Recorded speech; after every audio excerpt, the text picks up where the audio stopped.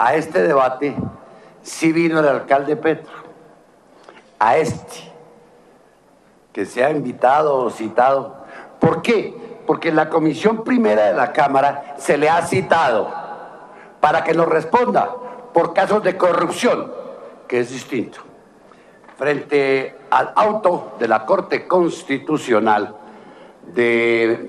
el auto 080 del 98, allí la Corte precisa exactamente en qué casos nosotros como congresistas podemos citar a los alcaldes. Y curiosamente, si yo miro el contexto de ese auto, a este tipo de debates no estaría obligado a venir el señor alcalde, ni citado ni invitado. En cambio, aquel donde íbamos a hablar de corrupción en la Policía de Tránsito de Bogotá, ahí sí manifestó que él no vendría porque no lo podríamos citar. Ahí está, el que quiera, es público, ver la justificación que mandó. Me recuerda que Peñalosa hizo exactamente lo mismo. Peñalosa negó que no venía hasta que la Corte le dijo, o va lo llevo o lo llevan con policía. Yo en este caso tomé el camino jurídico, le pedí a la comisión que enviara la petición nuestra con los anexos a la Corte y que la Corte le diga al país si el señor alcalde Petro debe ir a la Comisión Primera a explicar los actos de corrupción que se vienen denunciando por los periodistas en materia de tránsito y en materia de imposición de comparendos. Eso es lo que yo quería. Por eso quedo súbito, aterrado de que a esta, que más bien parece un acto social, a esta se haya venido. Pero donde había que explicar la corrupción, no fue. Ahora, a mí no me vengan con cuentos chinos de que use Transmilenio, que use metro, que use la góndola. ¿El metro de quién? Aquí, por un capricho del alcalde de Bogotá, resolvió desde las 6 de la mañana impedir que la gente sacara el carro un día más. ¿Por qué? Porque él lo quería. Hombre, dale la oportunidad al que trabaja por fuera, que se vaya en su carrito hasta Cota, suba. Pero no, es que todos van a caminar. Yo me pregunto, ¿en cuántas blindadas salió el alcalde ese día? Porque yo sí recomiendo. Compren blindada, que es la única manera de poder estar en Colombia, por la inseguridad y por los días sin carro. Yo sí salí en la blindada, porque resulta que a mi edad no puedo montar en la bicicleta de Peñalosa ni en la de Petro. Estoy muy bien. Segundo, como tengo que andar con 2 escoltas para que no me hagan mal, ¿qué tal ellos montando en Transmilenio conmigo? Claro que aquí alguien, un ilustre parlamentario hace un instante dijo que en Transmilenio se podía montar con canastos. Pero si los pobres ciudadanos con la carterita o la billetera no caben ahí, ¿qué van a caber con un canasto? Eso que me lo digan en los programas Sábados Felices, lo acepto, pero aquí no, doctores. Aquí pónganle seriedad a la cosa. Yo, como bogotano, digo que mi ciudad era linda cuando Peñalosa, Petro, Los Moreno, Lucho Garzón y todos los que han estado del 98 para acá estaban chiquitos, porque nos han comenzado a tirársela. Pero llegó Peñalosa a tirarse a Bogotá y los demás le siguieron con el cuento.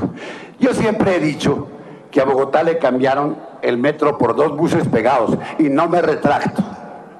No me retracto. A mí no me convence de que ese engendro del Transmilenio va a reemplazar al metro. Resulta que la suerte me ha permitido estar en más de unas tantas ciudades del mundo con metro. Y mientras Buenos Aires lo tiene desde 1911, nosotros en el 2015 estamos pensando a ver si lo hacemos con el beneplácito de Santos. Y Santos no hará nada que no le permita el ministro Cárdenas. Y el ministro Cárdenas lo hará cuando el Congreso se le ponga de rodillas y le diga que le vota lo que quiera. Ese día Cárdenas les da la plata. Ahora, si he dicho algo que no sea cierto, acepto las rectificaciones. Y les pregunto, señores amargados, ¿cuál es el odio contra carro particular? ¿Es que acaso los dueños de los carros particulares no pagan impuesto de rodamiento? ¿Acaso no pagan impuesto a la gasolina con el cual se mantiene en gran parte la ciudad? ¿Cuál es el odio? Son gente, incluso gente de clase media o estratos 3. En Ciudad Bolívar, ¿cuántos carros hay? En Suba. El carro no es propiedad de los ricos. Lo que pasa es que a los ricos sí les gusta que ustedes pongan días con placas, porque los ricos tienen 2 y 3 carros y tienen escolta. En cambio, el pobre ciudadano de Suba, el que usa su carrito, su pichirilo, su Renault 4 para llegar a trabajar, a él sí no, a él démosle garrote, porque es que hay que hacer ejercicio. Pues yo hubiera querido ver a todo el gabinete de estos alcaldes haciendo ejercicio el día sin carro, pero a todos los vi montando en camionetas blindadas. A mí este debate me gustó porque me quería desintoxicar y espero que el señor alcalde algún día vaya a la Comisión Primera a explicar la corrupción en tránsito. Gracias. Gracias a usted, representante. Germán Navas Talero, tiene luz. Muchas gracias, presidente. Le agradezco al alcalde que finalmente haya venido a esta plenaria, al Congreso, a darle explicaciones a los bogotanos y al país por su mala gestión al frente de la alcaldía de Bogotá. Y espero que lo haga, porque el alcalde es muy bueno dando discursos, pero muy malo gobernando. Bogotá necesita más soluciones y menos espectáculos, menos discurso y más gestión, menos improvisación. Alcalde, de nada nos sirve un día sin carro o 4 si los otros 60 días del año no tenemos un transporte público seguro, eficiente, no tenemos vías en buen estado, no tenemos seguridad, no tenemos ciclorrutas. Necesitamos soluciones, no titulares de prensa, alcalde. Necesitamos que gestione, que gobierne y que deje de echar discursos que no le están sirviendo de nada a Bogotá. La corrupción no solo es apropiarse de los recursos públicos o beneficiar a los familiares a través de la administración del distrito. La corrupción también es malgastar los recursos, no gestionarlos. Y eso es lo que usted hace, señor alcalde. Veamos, por ejemplo, el estado de las vías de acceso a Bogotá. La calle 13, la carrera séptima, la autopista norte, la autopista sur, la vía La Calera, la ALO, que no la quiso hacer. Bogotá está aislada por su culpa, señor alcalde. Los bogotanos pagamos un impuesto predial que es casi confiscatorio, impuestos de valorización que exceden la capacidad de pago de los bogotanos. Está desplazando a los bogotanos, a la industria bogotana la desplazó a otros municipios por su mala gestión, por su falta de gestión. Bogotá está perdiendo competitividad, está quedando incomunicada con el resto del país y con el resto del mundo, porque no ha querido atender las soluciones propuestas, por ejemplo, por la Agencia Nacional de Infraestructura o por la Gobernación, que han propuesto alianzas público-privadas que no le costarían un centavo al distrito, donde los privados pondrían el capital y habría soluciones a la movilidad en Bogotá. Y ni hablar de la malla vial, el 60% está en mal estado. Y el alcalde tiene 1 billón de pesos guardado en los bancos porque no lo ha gestionado. Y los más afectados, sus principales víctimas, doctor Petro, son los más pobres, que pierden 3 horas al día montados en un bus porque usted no ha querido reparar la malla vial. Entre el IDU y la Unidad Especial de Mantenimiento Vial han dejado de ejecutar 1 billón de pesos. Usted le está haciendo un negocio a Luis Carlos Sarmiento del sector financiero, dejando esa plata quieta en los bancos. Gestione, alcalde. Los bogotanos necesitamos soluciones. Ejemplos tan vergonzosos, por ejemplo, como la máquina tapahuecos, que es más una máquina maquilla huecos, porque no los tapa, los maquilla. Costó 12.000 millones de pesos y los contrató de manera directa para evadir la licitación pública. Por esto hay una investigación de responsabilidad fiscal en la Contraloría y una investigación disciplinaria en la Procuraduría. Porque además nos tocó pagar 1.600 millones de pesos de IVA para que pudieran contratar directamente. Según la veeduría distrital, el 60% de la contratación en Bogotá es contratación directa. Yo no sé si con usted estamos presenciando probablemente, no sé si a sus espaldas, el capítulo 2 del carrusel de la contratación. Así que yo espero, señor alcalde, que usted responda a estas inquietudes que tenemos los parlamentarios y los bogotanos. Todo el país, de hecho. Es que en Bogotá estamos ciudadanos de todos los municipios y los rincones de Colombia, que queremos una explicación ante el mal manejo que usted le ha dado a Bogotá. Acá pagamos impuestos como si viviéramos en Estocolmo, pero estamos viviendo en Caracas. Muchas gracias, presidente. Muchas gracias a usted, representante Samuel Hoyos. Ahora vamos a dar paso a los citados y tiene el uso de la palabra el alcalde Gustavo Petro. Sonido en el atril para el señor alcalde. Bueno, yo creo que en la diversidad política de la bancada de Bogotá en el Congreso, en la Cámara, pues se han expresado las diferentes visiones de ciudad que han sido lo fundamental del debate político y público en las últimas décadas.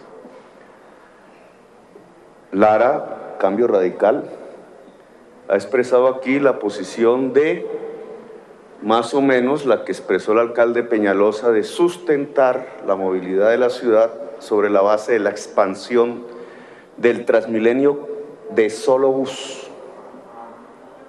Es decir, lo que hoy tenemos en la ciudad de Bogotá, pero hacia la 68, hacia la séptima, hacia la avenida Boyacá. Esa ha sido una apreciación sostenida desde hace varias décadas y sobre la cual se han invertido varios billones de pesos. La segunda visión que veo de movilidad es la que ha expresado el Centro Democrático, es decir, una ciudad que concibe que el uso del carro intensivamente es una expresión de la libertad y el libre mercado. Así se concebía en el siglo XX en las ciudades de Estados Unidos. Ese fue su paradigma de movilidad. Ahí, con la última intervención, la de la calumnia, pero ese no es un paradigma de visión de ciudad, es simplemente una propaganda de extrema derecha. Y el paradigma que ha defendido Bogotá Humana, que se acerca a los planteamientos hechos por Angélica Lozano e INTI, que tiene que ver con el transporte multimodal e integrado como la prioridad de la movilidad después de la bicicleta y el peatón. Son visiones diferentes y tienen consecuencias diferentes.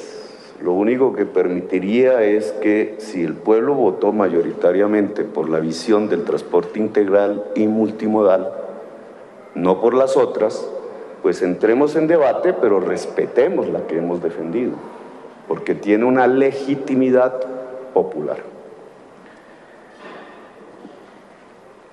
Veamos un poco el tema de una política de estímulo al uso del carro. Yo quiero que vean este primer cuadro, que es un poco el parque automotor particular en la ciudad de Bogotá, igual es en las demás ciudades, es un crecimiento exponencial. 100.000 vehículos más o menos cada año entran. Aquí en este cuadro se pueden anotar dos consecuencias si seguimos así. La primera, que la visión, el imaginario ciudadano montado, construido alrededor del uso intensivo del carro particular, tenderá a decir, en la medida en que entramos más y más carros, hagamos más y más vías para carros. Eso significa, si pudiéramos seguir esos ritmos, que ninguna ciudad del mundo ha podido seguirlos, significa destruir la ciudad. Tiene un correlato urbanístico. Como hay que hacer más y más vías, lo que hay es que expandir más y más la ciudad sobre el territorio concomitante, es decir, depredar. Esa es Houston. Si ustedes miran fotos de Houston, verán que el centro de Houston son simples parqueaderos de carros.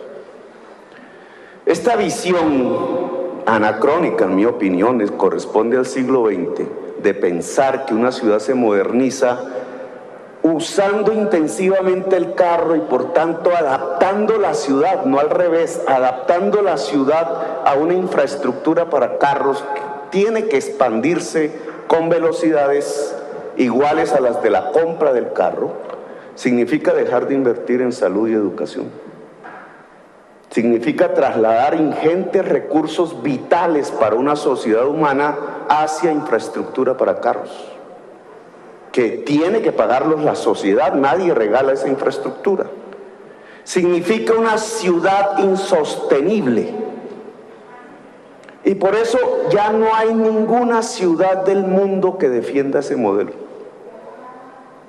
Tratando de aparentar que la tesis de desestimular el carro particular es una tesis anti-mercado, casi que dicen castrochavista, se les olvida que la ciudad más capitalista del mundo, cerca de la calle más capitalista de la sociedad mundial, Wall Street, no deja entrar los carros. Y deberían preguntarse por qué.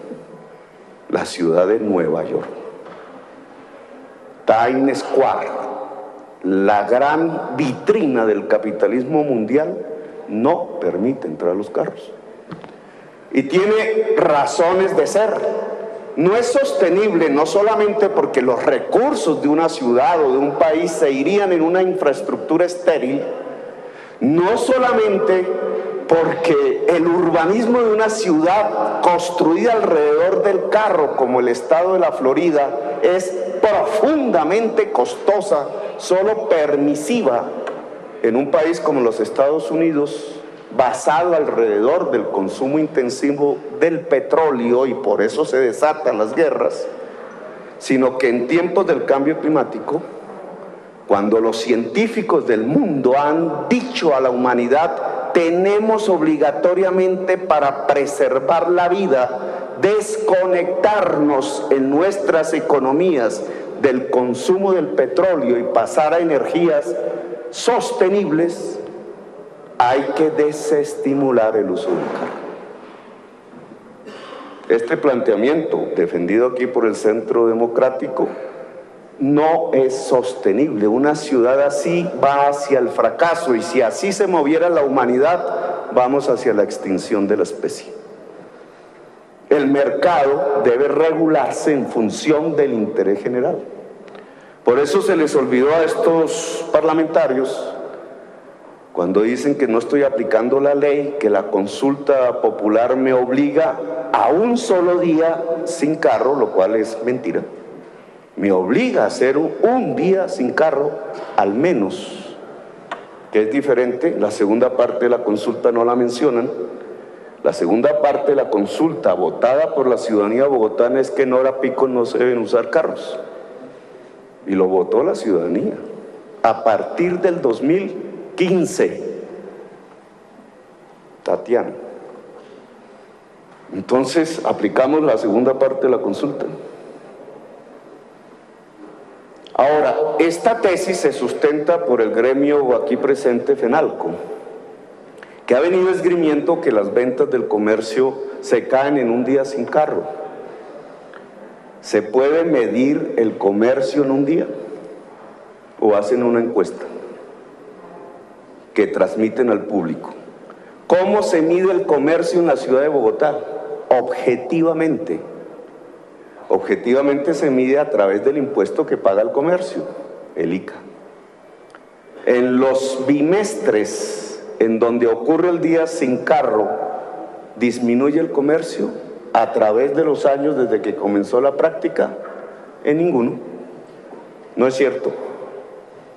Ellos dijeron que con la peatonalización de la séptima se caía el comercio, lo dijeron con los mismos argumentos. Aquí está nuestro secretario de Hacienda. Medido el ICA en la séptima, que es una medición bimensual pero objetiva, ¿ha caído el comercio en la séptima? No, crece a la tasa del 7.5% anual. la peatonalización, el uso de la bicicleta, no acaba el comercio. Lo que sí hay que hacer, y en eso FENALCO debería ayudar, para colocarse al orden de los objetivos de la humanidad que trata de combatir su principal problema, que es el cambio climático, es incentivar al comercio para que pueda acoger al peatón, al hombre y a la mujer en bicicleta. Ya el comercio lo hace por sí mismo. Y el último día sin carro observamos ingeniosos experimentos del comercio capturando nuevas ramas de producción como producción de bicicletas, comercialización de bicicletas y comercios que aceptan la bicicleta y el peatón. Es por ahí el camino para los próximos días sin carro. Pero como decían que rompimos la ley y la Constitución con el día sin carro, yo quiero anunciarles que todas las decisiones judiciales que FENALCO puso a través de algunos de sus socios han fallado a favor del distrito. Y han fallado a favor del distrito con una tesis que a mí me parece fundamental y que cualquier parlamentario debería saber, porque se lo ordena la Constitución, es así. El interés general prima sobre el interés particular. Eso es lo que han dicho los jueces. Y en el día sin carro se expresa un interés general por formas de movilidad sostenible, por un mejor aire, por la salud, por la vida, que está por encima del que vende gasolina. Claro, el que vende gasolina ve perder un dinero ese día, pero el interés general se preserva. Ahora, no quisiera yo que la ciudad de Bogotá realmente cogiera el rumbo de este modelo. El modelo de reconstruirse alrededor del auto. No lo ha querido Bogotá desde hace décadas. Podríamos pasar a explicar y a dialogar con el otro modelo que se nos propone, el que expresa Cambio Radical aquí, a través de su representante, que es el de la extensión del solo bus, es decir, del modelo Transmilenio clásico. Pero antes de hablar de ello, en mi experiencia en los debates en el Congreso siempre tuve presente que se hacen bien, independientemente de las posiciones, si las cifras son correctas, si los datos son objetivos, si se dice la verdad. No si tomamos como fuente la prensa, que puede haber tomado como fuente a su vez la mentira, o el dato errado, o el dato manipulado. No, hay que investigar los datos, traerlos y ponerlos como base de un debate entre paradigmas de la movilidad y del desarrollo urbano. Miren la cantidad de datos erróneos que aquí se han lanzado que yo quiero corregir y que me parece pertinente corregir. ¿Bogotá tiene la peor velocidad del transporte de América Latina? Comenzó diciendo el representante Lara. ¿Eso es cierto? Eso no es cierto. No digo que sea excelente, no estoy moviéndome en un terreno de falsos optimismos, pero voy al objetivo. ¿Cuáles son las velocidades promedio del transporte en las ciudades de América Latina? Este es un desarrollo, leo los datos. La velocidad en Bogotá en hora pico es de 27 kilómetros por hora, año 2014. ¿Cuánto es en Medellín? 22.6 kilómetros por hora. ¿Cuánto es en Madrid? 24.1 kilómetros por hora. ¿Cuánto es en México, Distrito Federal? Si no voy a hora pico es 22 kilómetros por hora, pero si voy a la hora pico, y por eso está entre las 10 ciudades de peor movilidad, conjuntamente con Los Ángeles y Pekín y otras ciudades, es de 10 a 12 kilómetros por hora. Si miro Sao Paulo, es de 19.1 kilómetros por hora. Y si voy a Santiago de Chile, tiene dos formas, porque tiene una ciudad para el carro que tiene 41 kilómetros por hora en autorrutas express. Y si voy a los buses, tiene 23 kilómetros por hora. Ese es el contexto mundial. Uno de los grandes problemas de las grandes ciudades del mundo, casi ninguna se escapa de ello, es la congestión. Ahora, el paradigma urbano es aumentar la velocidad. Si aumentamos la velocidad, aumentan los muertos. Pero quería corregir primero sus datos. Hay otros datos por corregir. Dijeron la inseguridad. Y dijo bien el representante del Centro Democrático, el primero que habló, pero la inseguridad es integral. Comencemos hablando de seguridad vial. Y después no dio los datos. ¿Cómo es la seguridad vial de la ciudad de Bogotá comparada con las demás ciudades de Colombia? Porque, entre otras, representante Navas, el alcalde asiste si los temas son del orden nacional o tienen que ver con el orden nacional al Congreso. Pues este es un buen escenario para ver lo bueno y lo malo de Bogotá de cara incluso a las demás ciudades de Colombia para ejemplarizar o para tomar ejemplo. Es una de las gracias de este debate. Pues veamos, la ciudad de Bogotá tiene el nivel de mortalidad por accidente de tránsito más baja de Colombia al lado de Barranquilla. Tiene 6.5 muertos por cada 100.000 habitantes derivados de accidente de tránsito. El promedio de Colombia es 16. El promedio de América Latina es 13. Y Bogotá, siendo la ciudad más grande y con la mayor cantidad del parque automotor, tiene 6.7. Esa es la cifra correcta.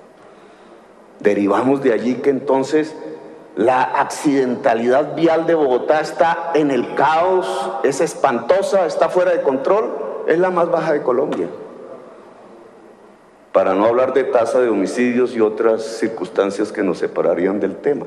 Que entre otras, dato del día sin carro, la ciudad de Bogotá el último día sin carro tuvo 0 homicidios. Ahora, hay otros datos que aquí se han lanzado. Entre otras, no solamente la tasa más baja de Colombia, sino que en este trimestre la redujimos en 32%.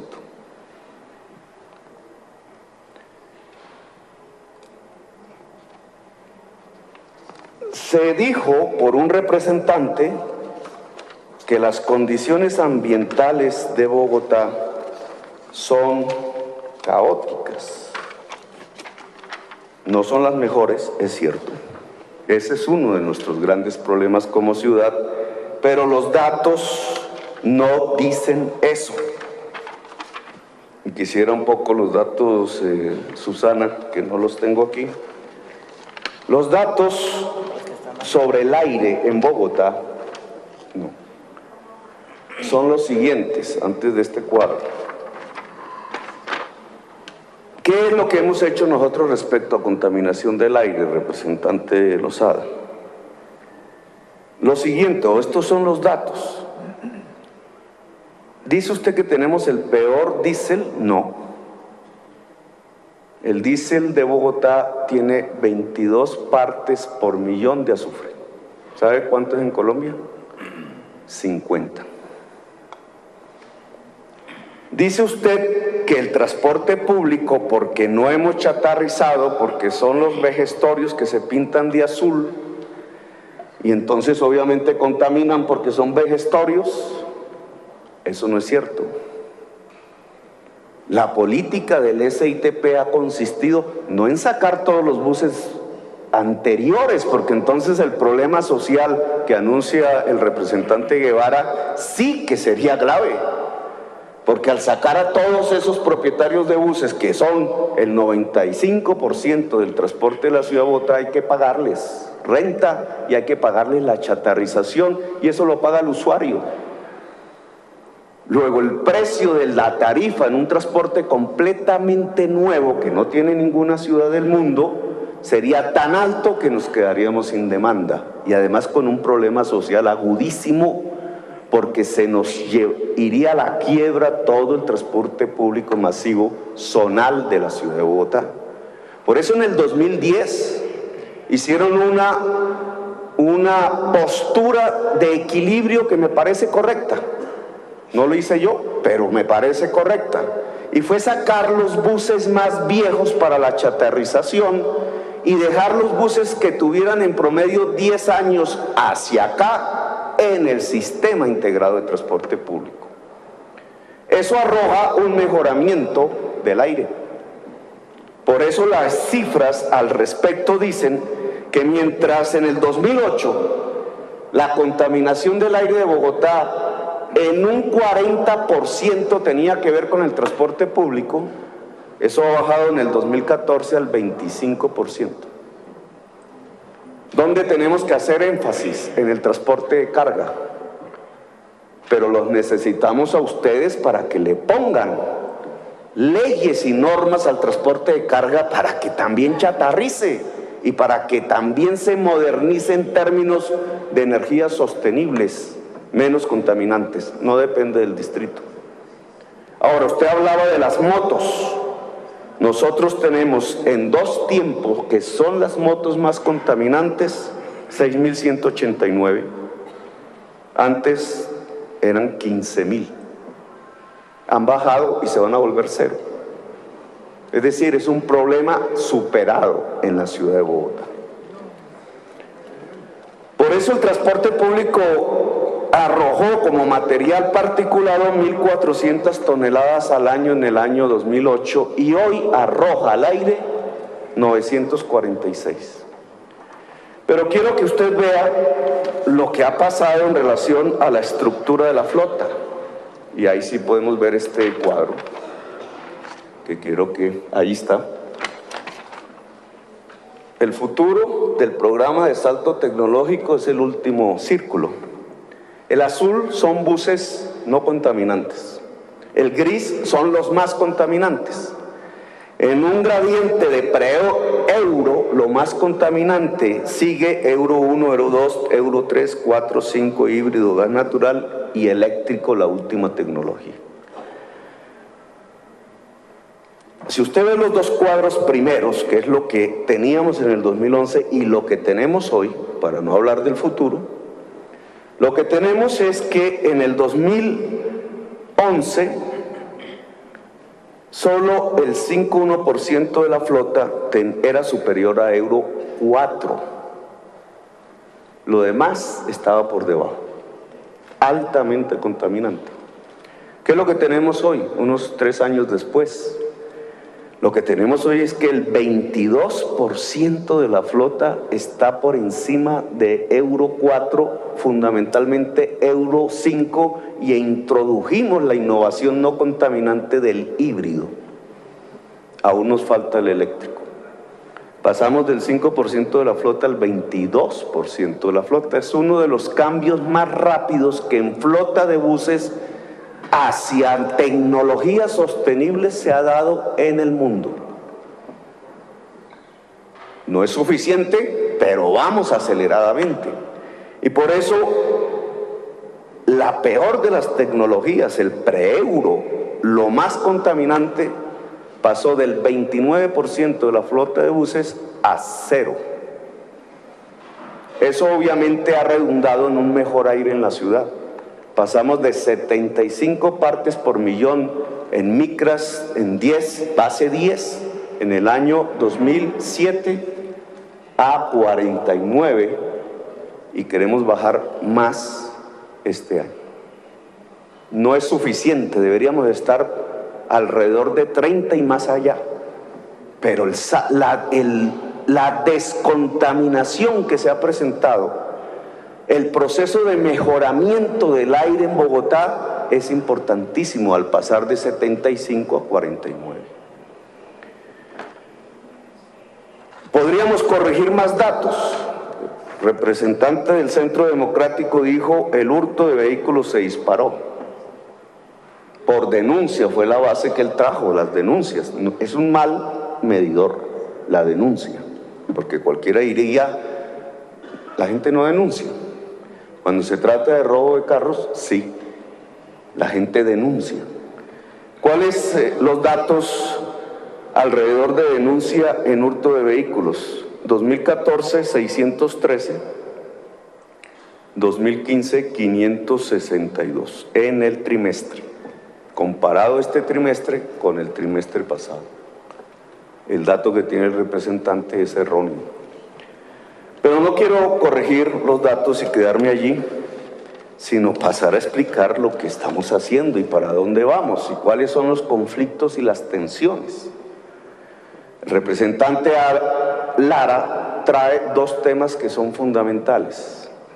Él propone, dice, el metro es muy caro y lo que sugiere, debemos extender, como en un principio desde el gobierno de Peñalosa se dijo, el modelo Solobús o BRT, bus de tránsito rápido, es decir, los buses rojos hacia las otras troncales, porque es más barato.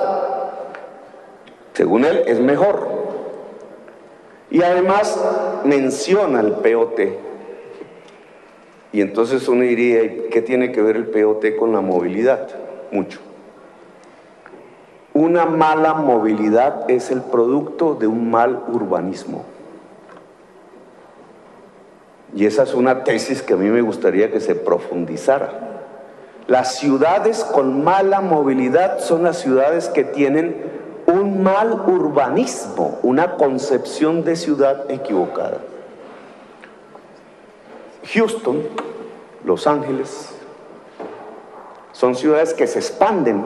Lo propone el representante, expandamos, porque dice él, el precio del suelo por su escasez en el centro no permite más que expandirse. Es la visión clásica de la Bogotá del gobierno de Peñalosa y del POT del gobierno de Peñalosa. Expandirse significa infraestructura nueva, vías nuevas, servicios públicos nuevos, costos públicos nuevos que hay que adicionar para ir pasando de fronteras cada vez más lejanas. En la ciudad de Bogotá ha significado la segregación social, guetos de pobreza en un lado, guetos de riqueza en el otro, cada vez más lejos de sus puestos de trabajo y de sus puestos de estudio. Esa concepción de expansión es la que ha traído una mala movilidad. Claro, alguien diría, antes en la ciudad me movía más rápido, estaba más cerca del puesto de trabajo. Yo llegaba caminando a mi universidad. Dirán, es que eso era en el pasado. No, las ciudades modernas buscan que la persona camine hasta su puesto de trabajo. No es el esquema de un señor con gafas negras montándose en un Ferrari, bajándose de su apartamento y andando a 100 kilómetros por hora con una rubia al lado por medio de una ciudad, el esquema de la ciudad sostenible. El modelo de la ciudad sostenible es un señor que puede ir a comprar el pan en la esquina, caminando. Y ese es el modelo de la ciudad europea. Hacia allá van las ciudades asiáticas y a mí me parece que deberíamos tenerlo en la ciudad latinoamericana. Lo propusimos en el POT y entonces dijeron que queríamos poner prostíbulos en los centros comerciales. Así mediáticamente destruyeron la visión de un POT que pudiera mantener una sostenibilidad en la movilidad a partir de la mezcla de usos del suelo. Mostró el representante un mapa de densidades y él mismo se asombró porque las densidades más altas de la ciudad de Bogotá están en los bordes. Y en cambio él vio, no subrayó, no se detuvo a analizar por qué la densidad es baja en el centro. Y entonces crecemos como un plato. Pues claro, si más gente vive en los bordes usando carro, pero trabajan en el centro, ¿cómo es la movilidad? De peor en peor. Una mala movilidad determina Un mal urbanismo determina una mala movilidad. Si invirtiéramos el plato y más gente viviera en el centro, la movilidad sería mejor. Bajas densidades en los bordes, altas densidades en el centro. Ese fue el POT que nos suspendieron. No solamente hubiera generado mejor movilidad, menos costos para la ciudad, sino que ambientalmente nos adaptamos al cambio climático porque dejamos de depredar el territorio. Pero me parece interesante que se abra esa discusión. ¿Es verdad que vamos a mejorar la movilidad implementando el modelo de la Florida en la sabana de Bogotá? ¿O es mejor aplicar la tesis de densificar las áreas centrales para que la gente pueda vivir más cerca de su puesto de trabajo y su puesto de estudio? Esa es la primera respuesta para una buena movilidad. Ahora, el representante dice, volvamos al modelo de Peñalosa del Transmilenio generalizado en toda la ciudad de Bogotá. Es una tesis defendida sobre la base de que el Transmilenio cuesta menos que el metro. Con el debido respeto con el representante Lara, los datos no son buenos, tiene problemas de metodología. ¿Por qué? Vamos a poner unos ejemplos. Porque comprar un bus es más barato que comprar vagones de tren, indudablemente. Pero ¿cuánto dura el bus y cuánto duran los vagones de tren? Porque para hacer las cuentas correctas hay que tener la variable tiempo. Si el bus me vale 1.000 millones, pero dura 10 años, y el vagón me dura 3.000, me vale 3.000 millones de pesos, por poner un ejemplo, pero me dura 50 años y duran más que los 50 años, aún Nueva York tiene trenes del principio, pues el tren es más barato. Cuentas que hay que hacer. Si la gasolina está ligada o el diésel al precio internacional del petróleo y con eso opera el bus todos los días, pero el vagón está ligado a la electricidad, que es agua a precios colombianos, en pesos, la operación del tren es más barato que la operación del bus y tengo que medirlo en las cuentas. Si el tren no tiene conductor porque es un robot manejado por computador y en cambio los buses cada uno tiene conductor por turnos, pues los conductores son una base del costo que hay que medir para los buses que no se mide para los trenes. Pero peor aún, si la Caracas, que se pensó que duraba 20 años, solo duró 10, por problemas técnicos dicen, y le invertí una plata, y la 26 le invertí otra plata, y por kilómetro me vale menos que el metro, aún con la corrupción de la 26, ¿cuánto dura el túnel del metro? ¿Y cuánto dura el concreto de la troncal del bus? Esas cuentas hay que hacerlas. Pues resulta ser que en la experiencia del mundo, de la humanidad, los túneles de metro, ninguno se ha acabado. Y el más viejo tiene 1,5 siglos en Inglaterra, en Londres. 1,5 siglos. ¿Cómo comparo los costos de ese túnel con los costos de una troncal de cemento en concreto que me dura 20 y si se hace bien hecha 30 años? Claro que hacer un túnel es más costoso que hacer la plataforma de cemento de una troncal, pero como se hace el cálculo en el tiempo traído a valor presente, ¿cómo traigo a valor presente un túnel que puede durar 2 siglos? Comparado con una troncal que solo me dura 30 años, o póngalo de otra manera, para comparar la troncal con un túnel de metro, tengo que multiplicar la troncal por 15 o por 20. Pero esas cuentas no se hacen y entonces pasamos a una manipulación de la cifra que puede incautar al mal informado, a la mal informada. Así se hacen las cuentas del metro. Por eso no se puede decir, oiga, ¿qué metro tan caro? 400 kilómetros por kilómetro. La representante Angélica trajo a valor de hoy el costo en dólares del metro de Medellín y me sorprendió porque ese ejercicio no lo había hecho yo. Es el mismo valor del metro de Bogotá, pero el de Medellín aéreo ¿Sí fue así? 400 millones de dólares más caro el de Medellín que el de Bogotá, y el de Medellín es aéreo, supuestamente más barato, de segundo piso. ¿Qué es lo que sucedió? Que el costo financiero en Medellín, que lo pagó la nación, rompió las barreras de un costo de un metro de segundo piso. Pero si eso se hace respecto a Medellín, deberíamos hacer las cuentas también respecto a Madrid, respecto a Londres, a Tokio, a Nueva York, etcétera. Aquí lo dijo un representante, creo que fue Navas: no existe una gran ciudad del mundo del tamaño de Bogotá sin metro. Es que son brutos y los inteligentes somos nosotros. ¿Será que es así el mundo? ¿Será que ellos no hicieron las cuentas bien y se metieron en mega obras que no eran necesarias por hacer metros? Y entonces nosotros somos los de la línea correcta por no habernos metido en 70 años a hacer un metro. ¿Será que es así? Mire, yo he visto delegaciones internacionales llegar a ver la Caracas y se asombran, porque tiene razón Peñalosa. Se mueve tanta gente en los buses de la Caracas como una de las líneas más poderosas del mundo de metro. Y vienen a verlo, a ver si es cierto.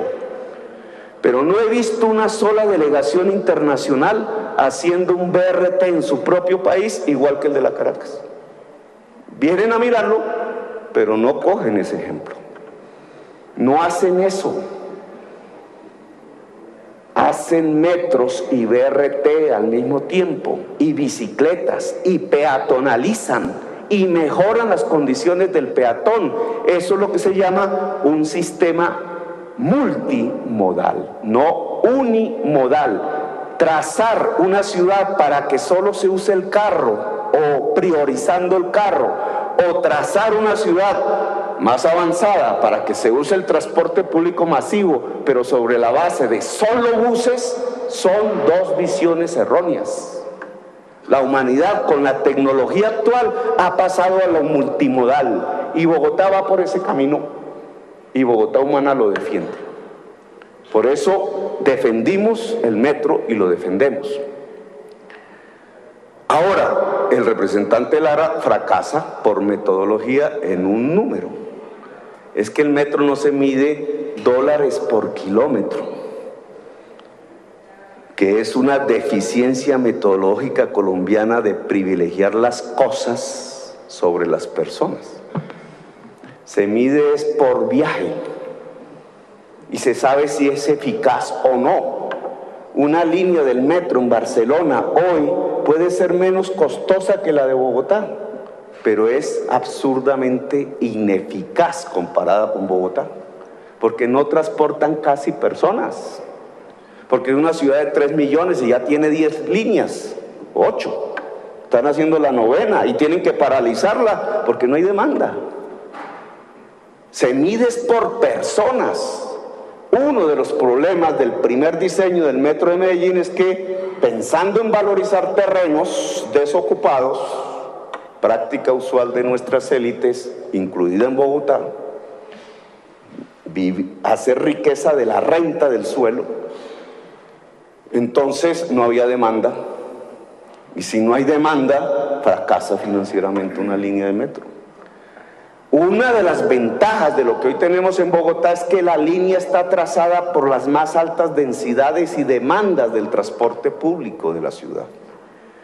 Y por tanto, cuando se dice que ahí van a entrar 900.000 viajes por día, entonces hay que hacer las cuentas de cuántos viajes por día en un año sobre el costo anualizado del metro, y se compara con el mundo. ¿Y sabe qué da? Que estaríamos a punto de tener una de las líneas más eficientes de metro de la humanidad, que es el mismo resultado que le dio a Peñalosa con el BRT en la Caracas, y por eso vienen a verlo. En términos de mover gente, la Caracas es absolutamente eficiente. Ahora, ¿cuál es la diferencia y por qué proponemos adicionarle a los buses de Transmilenio y al transporte del SITP un modo férreo que no es solamente una línea de metro, sino 5? Como bien dijo aquí Angélica, que no ha sido debatido plenamente porque los medios no comunican esto. un poco pensando al estilo Samuel Hoyos. La palabra para hacer el daño antes que el dato certero y real. El debate a fondo con los argumentos. Pues, ¿por qué estamos hablando de modo férreo? No solamente porque Bogotá ya tiene corredores férreos, inutilizados más bien, ni siquiera no solamente porque el transporte férreo es 100% eléctrico y por tanto cero contaminación, sino porque el transporte férreo da más capacidad de transporte y eso se mide en metros cuadrados. ¿Por qué no imitan la Caracas? Porque tiene 7.5 pasajeros por metro cuadrado. Imagínense ustedes cómo se hace eso. Imagínense para controlar los delitos de todo tipo, incluida la injuria sexual contra la mujer, que es la primera víctima del sistema Transmilenio. A mí me echan la culpa de eso, como si yo lo hubiera diseñado, como si yo hubiera apostado al modelo de Peñalosa de tener un sistema de Transmilenio solo bus en toda Bogotá. Bueno, hay que asumir los costos, porque entonces ¿para qué me hice elegir? Me toca. Pero tiene absolutamente razón la ciudadanía cuando dice: ¿cómo es esta Bogotá humana con un sistema de transporte tan inhumano? Y entonces, si analizamos esa frase a profundidad, ¿qué es lo que sale en un análisis? Que los que diseñaron un sistema de transporte solo bus como el modo de transporte masivo de la ciudad de Bogotá privilegiaron la velocidad. Y por eso nuestras velocidades son más altas que muchas ciudades en América Latina, contrario a lo que dijo el representante Lara. Privilegiaron la velocidad a la comodidad. Es decir, imperó la eficiencia productiva. Llevar más gente al menor costo lo más rápidamente posible a sus puestos de trabajo. Ese es Transmilenio. Que la dignidad del usuario. Eso no se tuvo en cuenta, eso no existió, eso no estaba en el chip mental de los diseñadores y constructores del Transmilenio. Eso no importó. Por eso las estaciones eran pequeñas y por eso el IPK, que aquí mencionó Angélica Lozano, no lo explicó porque yo lo entendí. El IPK es cuántos pasajeros por kilómetro. Entre más alto, más eficiente, ¿o no, secretario? Pues si llegamos a 5, si llegamos a 6, eficiencia. ¿Sabe qué significa el IPK? Se traduce en cuántas personas por metro cuadrado. Y es lo que tenemos hoy. Porque crece la demanda y creemos que entonces lo que hay que hacer es hacer la troncal de la Boyacá, hacer la troncal de la 68. No es cierto. Y los diseños de la 68 sí los tenemos, cumplimos, pero no son buses, son trenes. Y los diseños de la Boyacá sí los tenemos, y es buses, pero no es más importante que la Caracas. Se mueve entre 22.000 a 30.000 pasajeros hora sentido. ¿Sabe cuánto es la Caracas, el representante Lara? 50.000 pasajeros hora sentido. Ni una línea del metro de París tiene esa cantidad de gente para sus datos. Y es que dijimos que no vamos a financiar la Boyacá, ni la 68, ni las conexiones entre las troncales.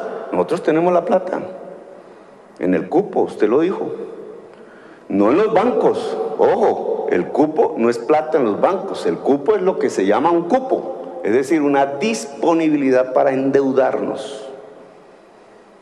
Pero es que la ley, y hay que cumplir la ley, ¿o no, representante? Dice que los sistemas masivos de transporte son cofinanciados. Es decir, aporta el distrito, y tenemos con qué, pero aporta también la nación. Su pregunta no debió ser sesgada políticamente. ¿Cómo es que el distrito le sacó la maleta a la Boyacá? Si hicimos los diseños y tenemos la plata. No, la pregunta debió ser, ¿dónde está la plata de la nación? Porque no se hace es por eso. Esa debió ser su pregunta, no la hizo. Yo se la entrego a usted. ¿Por qué la nación no está financiando la Boyacá? No voy a decirle por qué no el metro, porque estamos discutiéndolo, pero le pregunto, ¿acaso no es un COMPES? Si lo que hizo el gobierno de la Bogotá Humana fue cumplir el COMPES del 2010, no las ideas nuevas, a veces locas, pero a veces las ideas locas son buenas, no hay que desechar eso. Pero lo que hicimos fue seguir, porque una de las cosas peores que le puede suceder a una ciudad es hacer demasiadas rupturas. Nosotros cumplimos el COMPES 2010. ¿Qué dice el COMPES 2010? Metro, tren de cercanías, que son los tranvías, cables. Alguien dijo, es que están haciendo los diseños. No, los diseños los hicimos. Estamos adjudicando el primer cable en 15 días. Y las conexiones entre troncales, una de las cuales yo entrego. A mí me tocó, en medio de un lío jurídico penal, con todos los problemas que yo mismo denuncié, lograr en 6 meses con Mafe, directora del IDU, hoy concejal de Bogotá, en 6 meses abrir al servicio la 26, la 10ª y estamos terminando la 6ª. Y dicen que no ejecutamos. Dicen que no ejecutamos. ¿Sabe cuál es el volumen de ejecución? No de presupuestación, de ejecución del IDU. Mire, porque estas son las trampas en medios. Claro, los que nos quieren hacer daño entonces hablan de porcentajes. ¿Por qué no hablan de volúmenes de dinero? Porque si hablaran de volúmenes de dinero a precios constantes, para no hacer trampas con la ilusión monetaria que dicen los economistas, a precios constantes, el IDU el año pasado ejecutó el nivel de recursos más altos de toda su historia. 1 billón de pesos en un año ejecutados, director. Y esperamos que este año superemos el año pasado. Nunca, jamás el IDU en su existencia, en precios constantes, había ejecutado un volumen tan alto de recursos. Pero somos malos ejecutores. Peor aún, si yo me fuera a educación, que no es el tema, en 2 años la ejecución, no la presupuestación de inversiones de la Secretaría de Educación es la más alta de toda la historia de Bogotá. Pero no voy a hablar de educación porque no es el tema del debate. Le menciono el IDU. Alguien mencionó, creo que fue el representante Lara, mire, son tan malos ejecutores que centralizaron el arreglo de la malla vial y llevan el 30%. De esa manera no se puede engañar la opinión pública. Usted se refiere al convenio que se firmó para el 2012 y se olvida de todo lo demás. Y le voy a recordar, no solamente existe el convenio que ya está ejecutado en 48%, que son 200.000 millones de pesos, sino que el 40% de los fondos, todos los años, de los fondos de desarrollo local va para mantenimiento de malla vial, que significa cada año 200.000 millones de pesos aproximadamente, cada año, y se ha ejecutado. ¿Cuál centralización? Y encima el presupuesto propio de la unidad de mantenimiento vial, que pasó de 30.000 millones de pesos promedio el gobierno pasado a 100.000 millones de pesos este año. En este año como promedio. Es decir, que mantenimiento vial ha ejecutado cerca de 400.000 millones de pesos de sus propios recursos para mantenimiento vial, y no hemos puesto las cuentas del IDU en malla arterial. Y entonces, ¿qué significa eso? Que hemos tapado casi 30.000 huecos en la ciudad. Maquillados, dice la calumnia. Miren cómo dice la calumnia, es que compraron y pagaron IVA y esas máquinas costaron 15.000 millones de pesos. Claro, cualquiera dice, ni que fuera un cohete que va a la luna.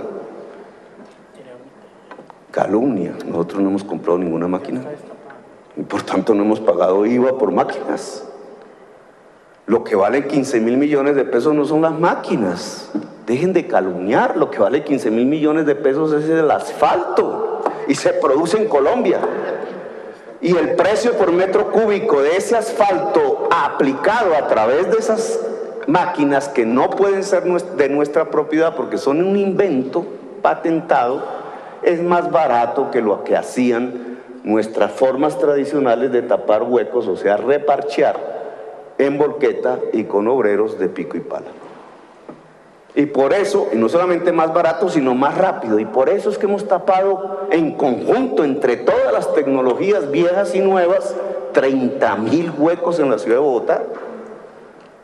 Y no solamente hemos tapado huecos, hemos reconstruido vías, hemos mantenido vías, hemos hecho vías en los barrios segregados, al punto que estamos sobrepasando los 2.000 kilómetros carril de vías, que es como si yo hubiera hecho en 3 años un carril de aquí hasta Barranquilla y hubiera hecho el otro carril de Barranquilla hasta acá.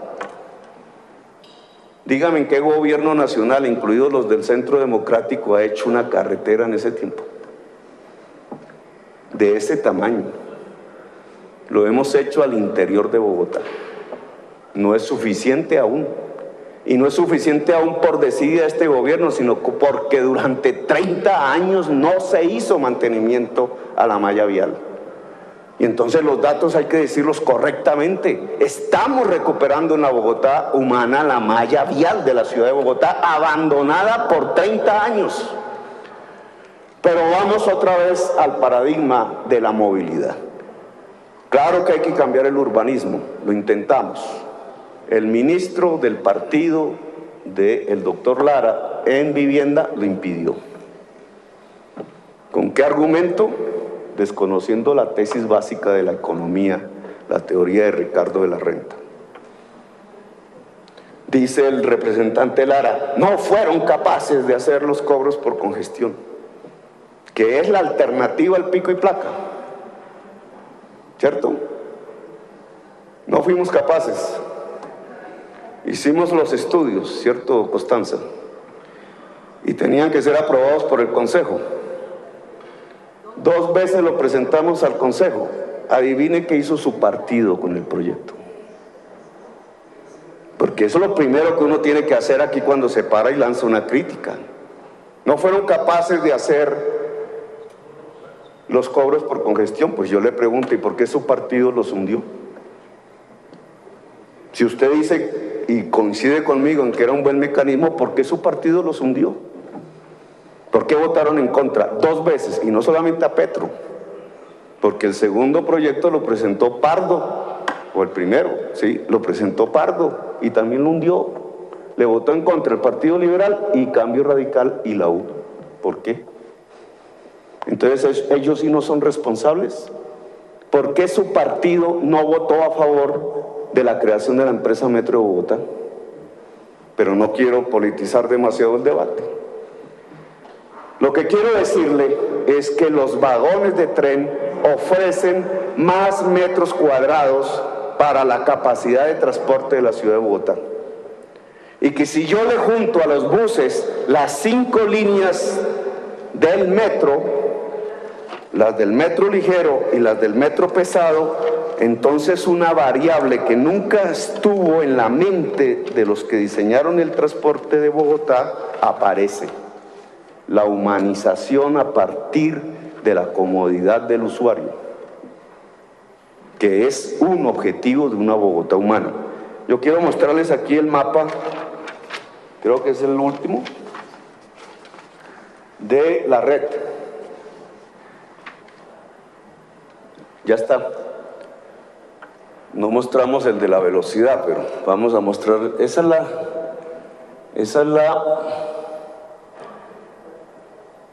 Sigue. Esa es la velocidad, pero vamos a pasar ese. Vamos hacia la red de metro. Esa, ¿sí es? Aquí hay un reflejo y no me deja ver bien. Esto que está ahí no es una ilusión. Eso que está ahí son varias líneas de tranvía diseñadas. La que va hasta Faca, con estaciones cada 400 metros. La que va a Suacha, con estaciones cada 400 metros. Ya entregadas al gobierno nacional en fase de diseño, y solo se necesita que planeación dé el visto bueno para empezar a adjudicar y construir. En una etapa anterior, aún en nuestras manos, la carrera séptima, la 68 y la diagonal que va entre la carrera novena, casi séptima, y la 26 al kilómetro 5. Es decir, la utilización plena de los corredores férreos de la ciudad y algunas vías.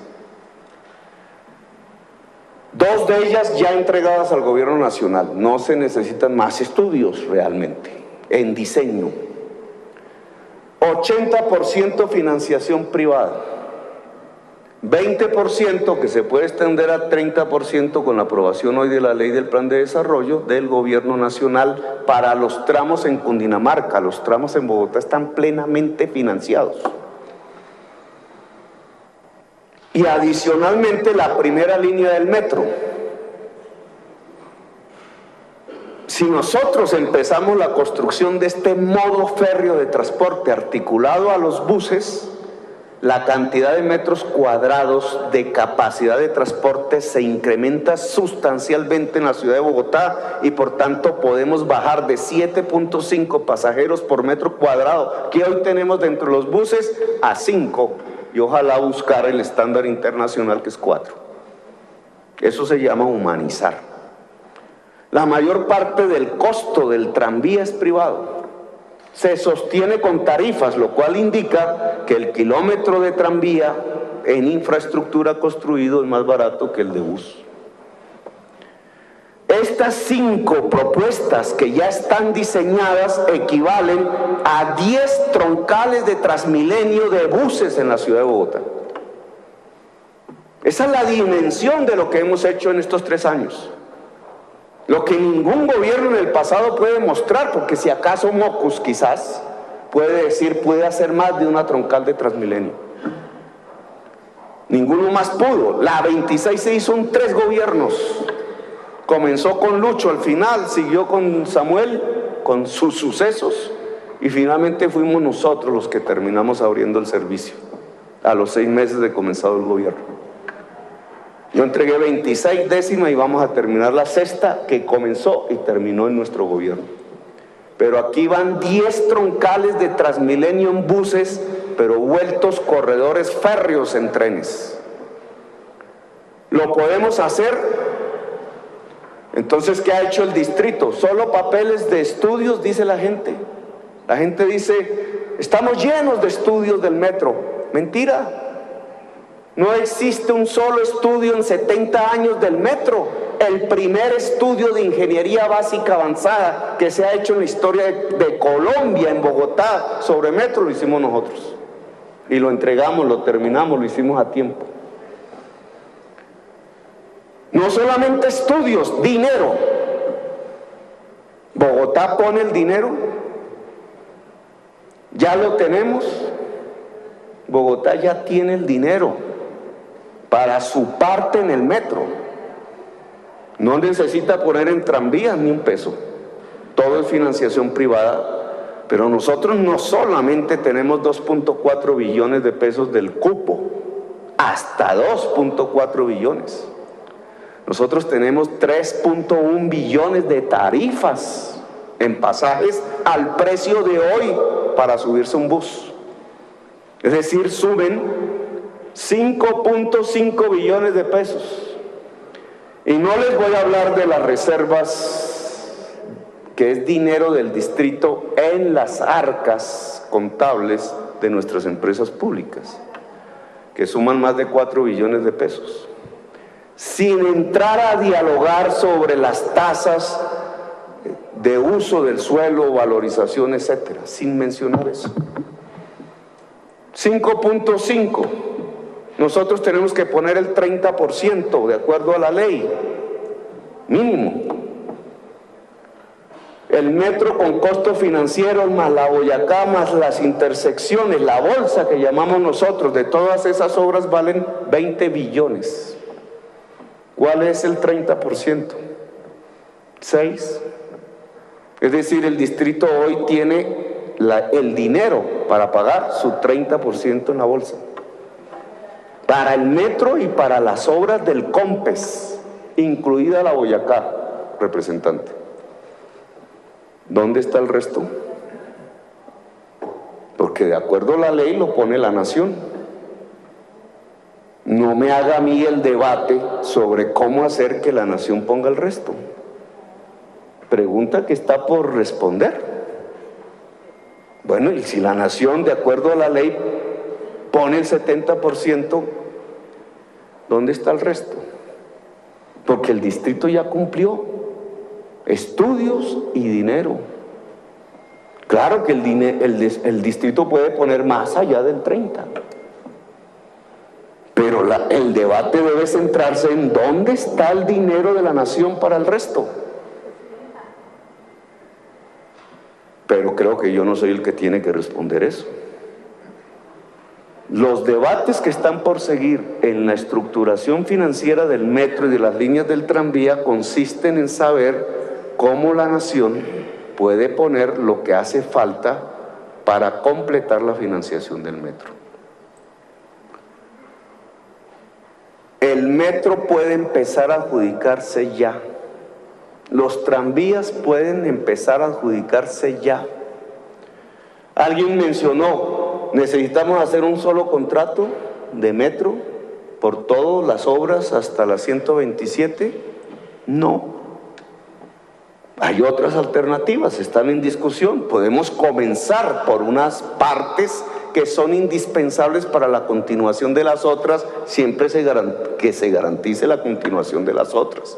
Claro que podemos empezar a adjudicar el material rodante, la parte eléctrica, el componente eléctrico, el componente de telecomunicaciones y la compra de predios. Sin la compra de predios no se puede seguir con la fase de obras civiles.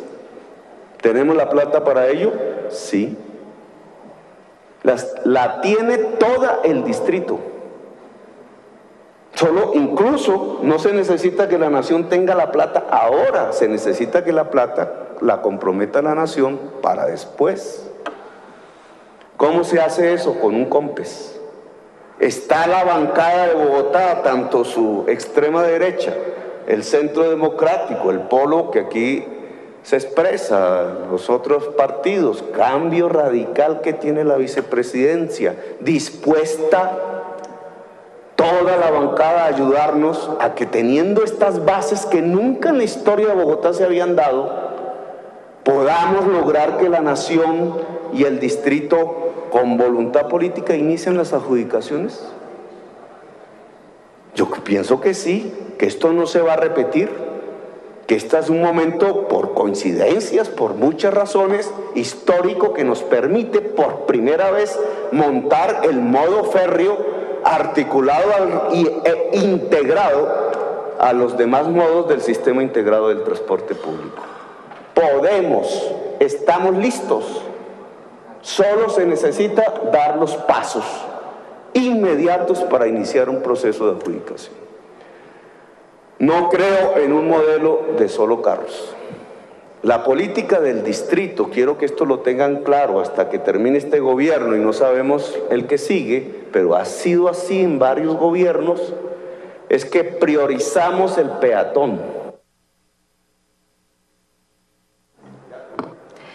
Señor alcalde, con mucho respeto, ya vamos para una hora de debate y pues nuestros compañeros quieren intervenir y falta todavía los delegados del gobierno, entonces le vamos a dar unos minutos más para que termine su intervención. Entonces, porque es el paradigma que yo quiero que se reconozca. Se puede debatir, pero que se nos reconozca, porque es el que defendemos y tiene una coherencia. No es una locura, no es una improvisación. Nuestra prioridad es el peatón. Hemos adjudicado obras para 500,000 metros cuadrados de mejoramiento en la ciudad para los peatones. Vayan, miren la séptima y midan las cebras, cosa que no ha hecho un solo periodista en lo que va en el gobierno. Midan las cebras. ¿Cuánto miden? ¿Cuánto medían antes? Espacio para peatones, para no hablar de la séptima, 500.000 metros cuadrados. Nuestra segunda prioridad es la bicicleta. Este gobierno duplicó los viajes en bicicleta. Los duplicó, es la ciudad latinoamericana con más viajes de bicicleta diarias de todas las capitales latinoamericanas. Alguien dirá, sí, la infraestructura. Tenemos la tercera infraestructura en bicicletas más grande del mundo. Alguien dirá, pero lo hicieron los de atrás, no usted. Pues pasamos de 376 hoy a 406 construidas kilómetros y en ejecución, no en perspectiva, sino ya construyéndose 108 kilómetros. Es decir, vamos a entregar la ciudad con una red de 514 kilómetros de infraestructura para bicicletas. Tercera prioridad, el transporte público masivo. Nuestro camino es el sistema multimodal e integrado subsidiado, de lo cual no hablamos, pero será un tema de otra discusión. Si vemos yo voy a finalizar aquí, pero quiero que tengan ese paradigma en la cabeza. Nos hemos movido en las tres prioridades. La cuarta política pública es desestimular el carro particular. No estimularlo, desestimularlo, que significa quitarle espacio al carro particular. Porque usa el 90% del espacio público para apenas el 10% de los viajantes, lo cual es antidemocrático. Y es insostenible. Representante Lara, si queremos infraestructura para el carro particular, no es ponerse sobre las demás infraestructuras. Por ejemplo, la entrada a Bogotá por el sur, en vez de pensarse en un segundo piso que fragmenta la ciudad de Soacha y se la acaba de... voy a hablar la palabra. ¿Por qué no piensan en un túnel? Lo cual mejoraría sustancialmente la ciudad de Soacha. ¿Por qué piensan en un segundo piso que daña la ciudad de Soacha? Porque la fragmenta completamente. ¿Y por qué no piensan en un túnel? ¿Que sale más costoso? Sí, pero la ciudad de Soacha resalta si logran ponerle un túnel abajo que lleve el transporte del Autosur abajo, libera el espacio. Piénsenlo, pero no supediten las ciudades al carro, es al revés. El carro se supedita a las ciudades. Gracias, muy amables. Se somete a consideración la solicitud del representante Inti. la solicitud del representante Inti de las Prillas.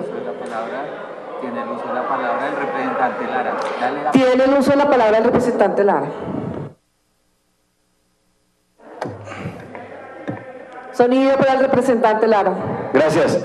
Hombre, presidenta, de verdad, yo invito al alcalde Gustavo Petro a que en honor a su paso por esta corporación, fue durante muchos años congresista, un asiduo citante a debates de control político de muchísimos funcionarios. Recuerdo inclusive que citó al alcalde de Bogotá de ese entonces, el doctor Enrique Peñalosa, por el famoso asunto de las losas. Es decir, se destacó por los debates de control político, y yo creo que en honor a la naturaleza de este tipo de citaciones, pues yo sí lo invito a que espere a que termine este debate. Invito al representante de su bancada. Yo me imagino que usted responde por los representantes de su bancada, como por los representantes de su bancada de consejo, ya que me atribuye a mí un vínculo con los concejales de Cambio Radical casi tan automático, a que terminemos este debate con respeto por los citantes, con respeto por los oyentes, por los televidentes, perdón, y que escuche las conclusiones, porque yo creo que hay mucho que decir de su interpretación y de la manipulación que hace de la citación que le hemos hecho y de las intervenciones. Entonces yo creo que en aras de la esencia terminemos este debate como debe ser, señor alcalde y doctor Inti. No le damos conejo a Bogotá. Representante Inti de las Asprilla, ¿accede a la petición del representante Lara? Uso de la palabra por el representante Inti de las Asprilla. Presidenta, le solicito que se aprenda mi nombre. Mi nombre es Inti Asprilla. Y segundo, le pido respetuosamente que cumplamos el reglamento. Cuando se solicita una verificación del quórum, se tiene que proceder a ello. Entonces le solicito comedidamente, en nada de no incurrir en una irregularidad, abrir el registro para verificar el quórum.